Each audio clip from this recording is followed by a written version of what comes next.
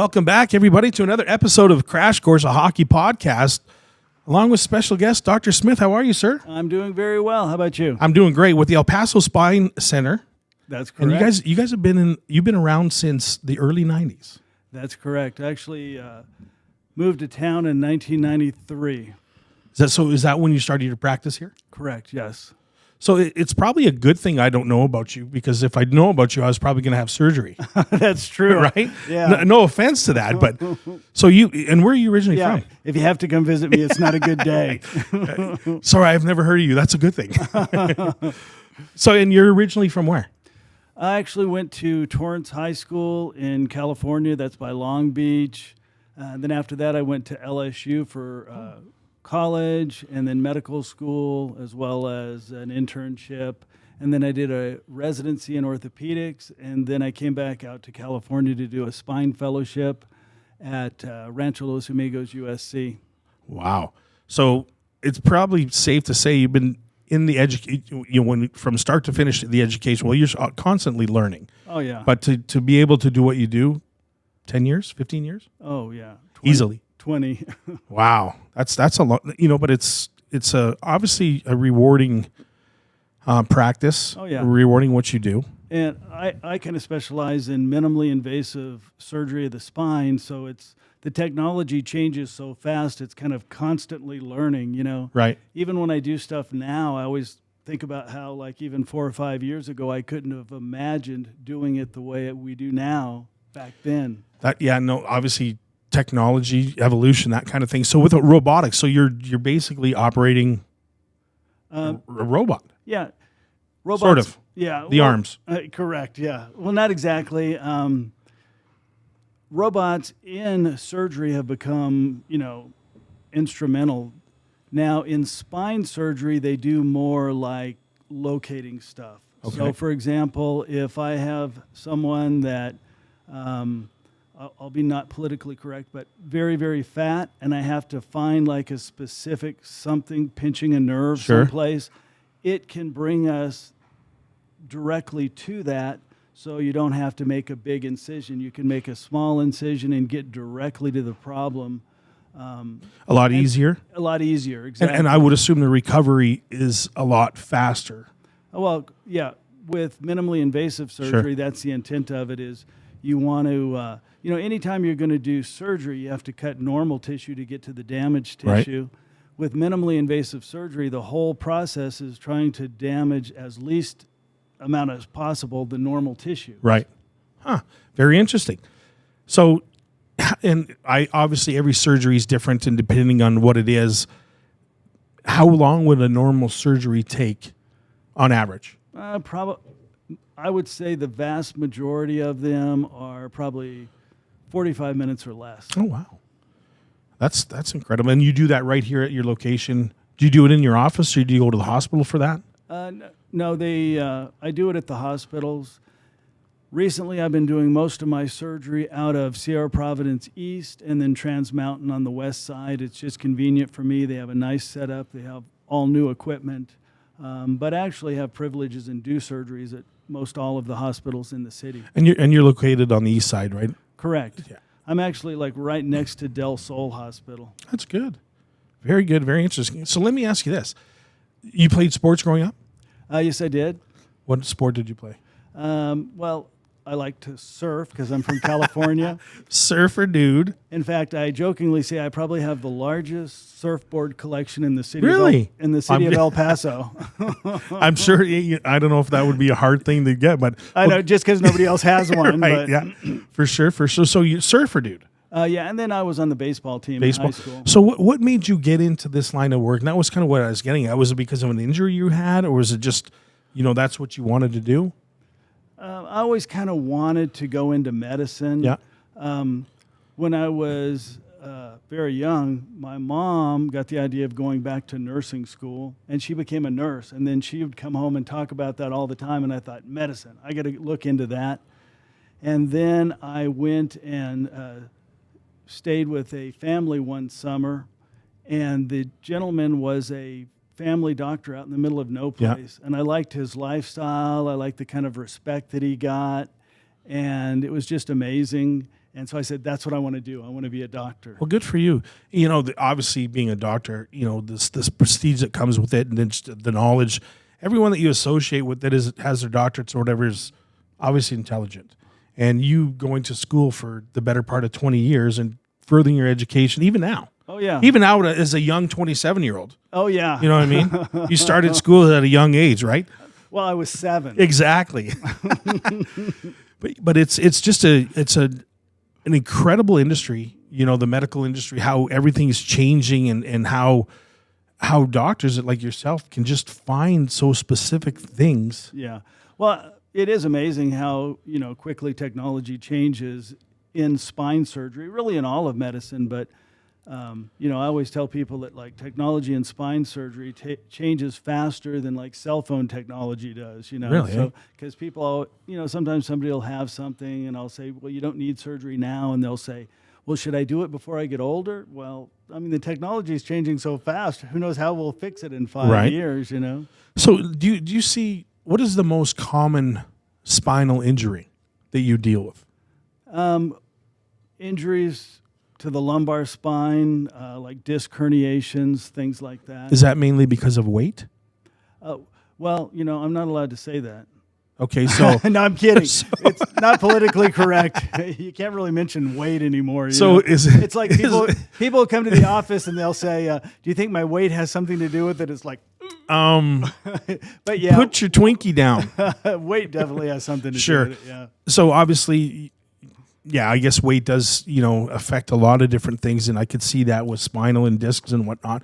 What about sciatic nerve? Do you deal anything with sciatic nerves? Correct. Now, weight has a lot to do with it, and just inactivity. You know, it's not people that do a lot of lifting that hurt their back. It's people that sit at a desk all day, you know, work on a computer. Yeah. Those are the type of people that tend to wear out discs more than somebody Just that gets because up they're and sitting in that. lifts something heavy. But like in the lower back, you have the vertebral bodies, and between those you have the cushions or the discs. If one of those discs are out of place, it's going to pinch the sciatic nerve, and that causes pain in the back, buttock, and down the leg. So that's called sciatica. So really, if you're talking about a damaged disc, you're kind of talking about sciatica at the same time. So let me ask you this then. So for me, for instance, I could afford to lose a little bit of weight. I'm not fat. I'm just pleasantly plump. It's all muscle. It is all muscle weighs more than fat. Oh man. yeah, when I eat, it goes directly to muscle. I've been working on this. So for me, just speaking off of what I do, so when I put my wallet in my back pocket and I forget about it, and I sit down, and 10 minutes later, 20 minutes later, I get up, I'm like, God dang, I can just feel that sciatic nerve. Correct. Yeah. Well, the sciatic nerve goes right under that wallet there. Yeah. So what is it? Why does it do that? Just because you're sitting at an awkward state? Is it because I'm overweight? Is it a mixture of everything? It's kind of a mixture of all that.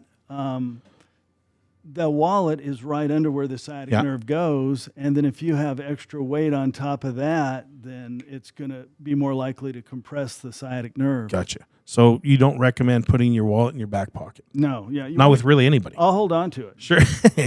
As long as you pay the debt that's in it. Oh, no. Wait a minute. Hold on.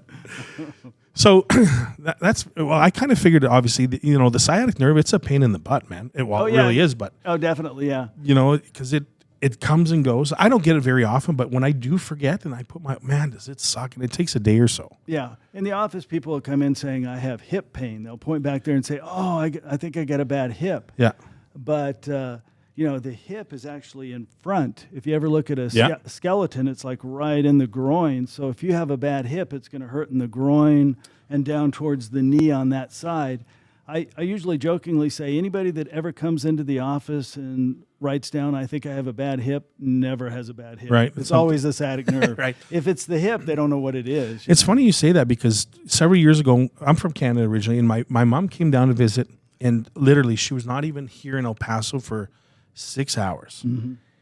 And my dog kind of my mom was elderly, and she had one leg at the time. And, you know, one of my dogs kind of knocked her over and she fell. And she got up and she's like, man, I think I pulled my groin. And broken hip. Yeah. You know, it's funny that you say that, but it's that's crazy. Yeah. Anybody that's a little older, that falls and then has trouble walking has a broken hip until proven otherwise. Yeah. Okay. You have to do the studies. Now, is there? So what kind of dog do you have?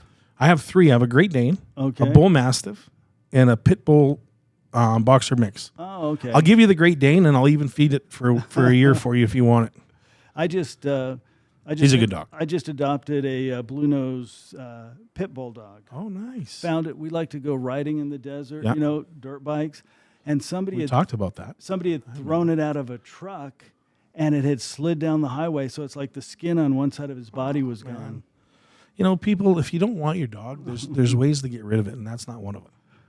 But she's a lot better now. That's good. Well, in a good home, I'm sure. Oh yeah. Do you bring him to work? Her? Yeah. What's her name? Definitely do sometimes. Jolene. Jolene. I dated a Jolene. Really? I don't think it was this Jolene though. Probably not. At least I hope not. So obviously your work environment is obviously pretty lax. You bring your dog, and it's pretty neat. Talking to Bianca, she loves it there, and I met one of your staff members. One of our last games here, she came in and introduced herself. She had a great time, she said, and it's a small world, man. Yeah, those games are exciting. They are. It's you've been on the Razor. Oh yeah, you had a good time there. Next year we're going to be even better than we were this year, which is great. So it should be a lot of fun. Yeah, definitely enjoyable. Well, we appreciate you coming. So is there any? How's this? Is there any surgery or any individual that comes in to say you're not fit for surgery? Do you get that does happen sometimes. Normally what I do is I will diagnose the problem and how I would fix it. And as far as them being healthy enough to have the surgery, I usually leave that up to their primary doctor, their cardiologist. And everybody I see, I automatically send them to get cleared medically. Sure. Because there are certain guidelines. If somebody's below a certain age, they don't have to have that. Right. But I just assume everyone's going to have a heart attack, and have them go to the primary doctor and have all the studies and stuff done. Well, I would assume you have to think the worst. Yeah, on a routine basis. Sure. Yeah. No, that's normal. So, on an age range, what is it? More elderly that you deal with? Is there a type of practitioner that you see like? I mean, just as a rule of thumb, it's elderly or older people that begin to get trouble with their back and are going to need to have surgery. Right. So it's not specifically that I'm choosing elderly people. No, but that's just what it is, right? That's what it is. The never-ending, it's like, well, I'm not going to say that. Cycle of life. Right, I was going to say it's like death and taxes. Yeah, can't avoid them. So, normally older people. So what would be the youngest that you would... I guess that would vary, right? Depending on the type of... Yeah, I don't really have a set age as far as youth. But certainly if they're adult size, like if they're 15 but as big as an adult, they'll do it. And I just don't see many individuals younger than that. And you do have people that do pediatric spinal surgery, stuff like that. So normally I would refer that to them. I would assume that's because of... This is going to sound bad because I don't know the right word, but just birth defect. Yeah, birth defects and stuff. That wouldn't be something that I would handle. Right. Normally. Okay. Because there's subclasses of surgeons that handle that. Sure. That's very interesting. So, back to your education, is it something that you're obviously continuing to learn all the time just because the technology changes? Oh, yeah. There's new medicine out there. Well, I mean, I love what I do, yeah. And we get to use a lot of equipment and toys. When I go and I think of it like playing video games, right. So I really enjoy it, and it's just like anybody else. Even though you play video games, you want to know the next video game coming out, right? How to when's this going to update? Exactly. So you're always learning, going to classes, studying whatever the new technology is. Just like I think in any other field, it's just we have more fun. I can see that. So obviously with technology, everything's changing, and just the medicine and the everything behind it is better for the patient. Oh yeah, absolutely. 100%. Oh, definitely. Like I said a minute ago, when I look at the way we do things now compared to even a few years ago, it's just like night and day. Things that in the past would take months or years to get over, or people might never recover from, now are like done as an outpatient, That's crazy. So you obviously, I would assume there's anesthesia. The patients that you deal with, they're under, right? That's correct. Yes, most of them. Most of them. I mean, we can do some under local anesthetic, but in most cases, it's quicker, simpler, less painful to put them to sleep. It's kind of like, I always use the joke. It's like going to the dentist, and if you're going to get a tooth pulled, if he says, "Do you want to take the gas?" Take the gas. Well, it's funny you say that, because years ago, not years ago, but maybe 6-7 years ago, over the course of my hockey career, I've had multiple concussions, and that's what ultimately why I retired. Okay. And I have my left eye is it's not a lazy, but it's droopy. Uh-huh. And so I want, because it looks, I don't like it. Uh-huh. So I did some research and went to a doctor, and they said, okay, we can do it. We're going to go in there and cut behind, and we'll just almost like, I don't know, just tightening it up and bringing up the eyelids. So, and I was in Wattis for this. Yeah. So, and the guy's like, do you want the gas? Do you want to be out? I'm like, you know what, man? No, I don't. Because honestly, I'm not sure if I'm going to wake up from this. Yeah. And, it was very, when they just did the local, it was more of an awkward feeling than anything.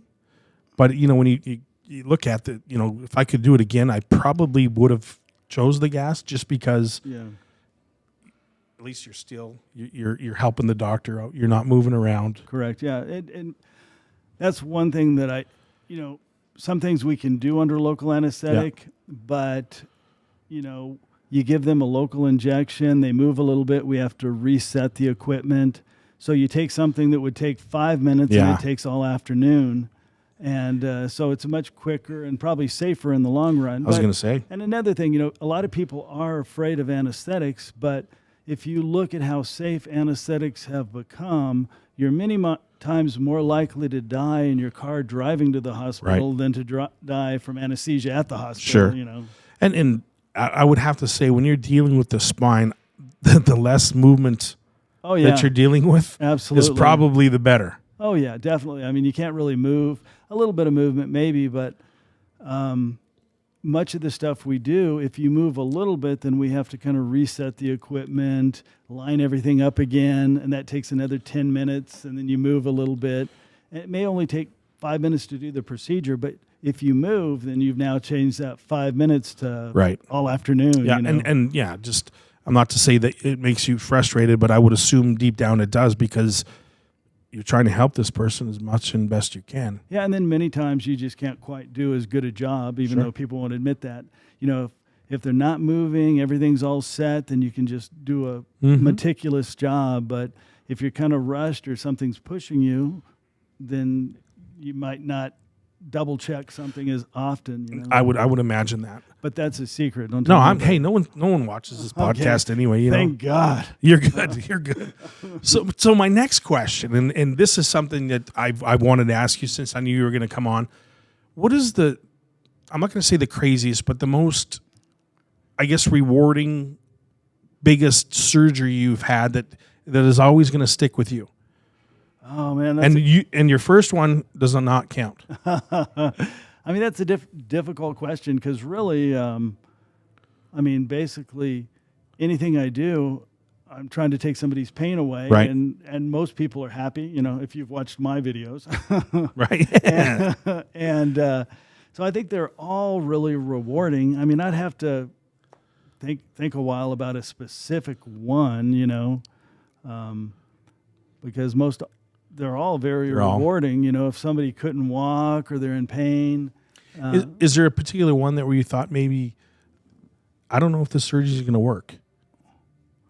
Well, I mean, to a certain extent, there's a lot of them like that, I mean, because... You're not helping me here. I know I'm not, but I mean, in a lot of ways, when you're fixing somebody's spine, especially if it's like older people, degenerative changes, what you're doing is you're fixing like the worst problem. Right. They may have like some problems in every disc in their back, but there's one that really looks bad. You're betting that 90% of the symptoms are coming from that.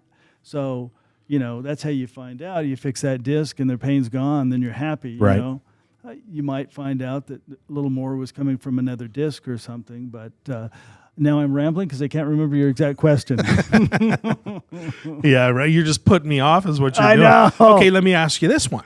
Yes.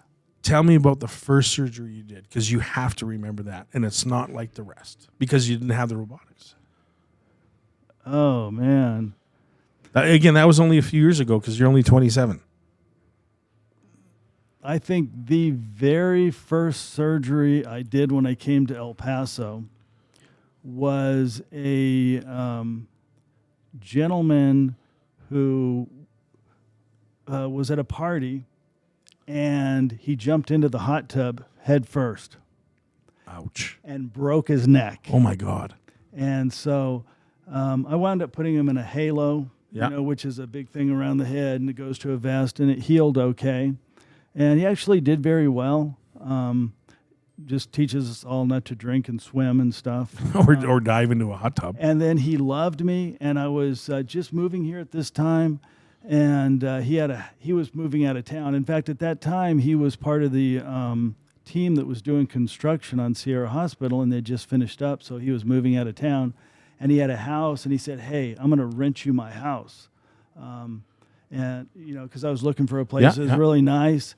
And so I went over and looked at it, and then he found out I had a dog, and he wouldn't rent it to me. What a guy. You practically save his life, you know what I mean? And that's the payback you get. That's funny. So, yeah. So I would imagine just, there's a lot of feel-good stories that, come from what you do. And any when you're repairing people and healing and taking away that pain. So a lot of what you've done over the course of many years, there has to be, just a lot of gratitude that comes back to you and your staff. Oh, absolutely. I mean, nothing beats the ability to look at somebody and know you can fix that and make them happy. And then they come back and they're so grateful. I mean, I love what I do, and it's so enjoyable. Not only do I get to play with little toys and games and stuff, but I also get to make people's lives better and take their pain away. And that's so rewarding. And obviously you're not doing it to reward, get the pat on the back, because you truly care and you truly, dedicate yourself to your profession. And no, really, I like the pat on the back. The pat on the back. Yeah, well, you know what? I think you're doing a great job. That's 90%. I hope I don't see you in your office, but thank you. Let me push you off that stool. Can you fix a hernia? Let me ask you that. No. Well, then I'm not coming to your office then. But I mean, hernias, if you look at like robot technology and stuff, the way they fix hernias now, that is crazy how small it's gotten. They do a little tiny incision, about an hour. You can go home that same day, See, it's the part that, where I get hung up, like, because, I have to get surgery on it. And, you have to be bedridden for 3 weeks or whatever it is. Good luck. Now, what type of hernia is it? I have no idea. I need to get checked. Inguinal, yeah. Hopefully we're not violating any of the HIPAA stuff, but not by me anyway. I'm not gonna. But yeah, as far as like fixing hernias and stuff, it really is crazy how much smaller that's gotten with the new technology and stuff. Tiny, no pain, like get up and walk immediately. In the hospital, I'll see people get up and no pain. Get up and walk that day, go home that day. When it used to be, that was a big surgery, it was bed rest and stuff, just like you're talking about. Yeah. But, you see that in a lot of different areas. Like even you think of the way they used to take out a gallbladder. Mm-hmm. That used to be like a week in the ICU. Now it's like I'll be talking to patients. What are you doing? Well, not much, but hey, yesterday I had my gallbladder out. It's like, what? Yeah. And that's technology for it is. And it's crazy. It is fascinating how fast the technology changes. And it'll never stop either. I can't imagine that it would. Just the research that goes on, and absolutely, just keeps getting better and better, better and better and better. Well, Dr. Smith, I appreciate you jumping on the podcast. I can't thank you enough, and for everybody in El Paso that you've helped heal. You're welcome. You're welcome. Look, I'm giving them a pat on the back for everybody. But you're truly one of a kind that I've met, and I hope that we continue to build a relationship. I know you're a big supporter of the Rhinos. Oh, yeah. Love them. You've been awesome, and appreciate you jumping on. And again, we're going to put some information up on the podcast, your office location, maybe the website and whatnot, and, help, hopefully I don't send anybody to you because I don't want them to come and see you. No offense. Just remember when you're lifting, don't use your hips and knees, okay? Just like... Just use your back. Absolutely. I was kidding. Yeah, you know when they say use your knees and your hips? No. Strictly back. Oh, yeah. Yeah. Job security. No, man, I enjoyed it. Thank you very much for inviting Awesome. me Thank you today. again for jumping on, and we'll talk again soon, sir. Excellent. Sounds good. Thank you, everybody. Take care.